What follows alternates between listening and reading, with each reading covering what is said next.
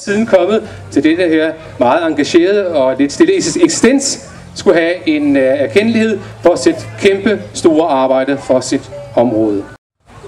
Jeg kan fortælle, at den her person, det er en person, vi snakker om, det er ikke nogen forening, det er en person. Han er så engageret i sit lokalområde, at han kender faktisk alt og alle.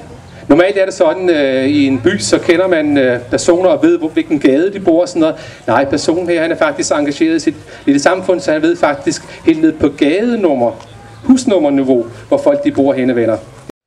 Så arkivlederen i Vestermarie Lokalhistorisk Arkiv, Niels Peter Rasmussen, vil vi gerne se her på scenen. Skal vi hele vejen op?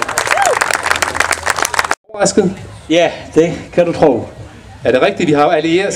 Nej, som helst. Vi kunde altså, vi skulle på vores sønders sværdotter og spise, og så jamen, det gjorde vi bare jo. For det er verdenspresser nedkommet.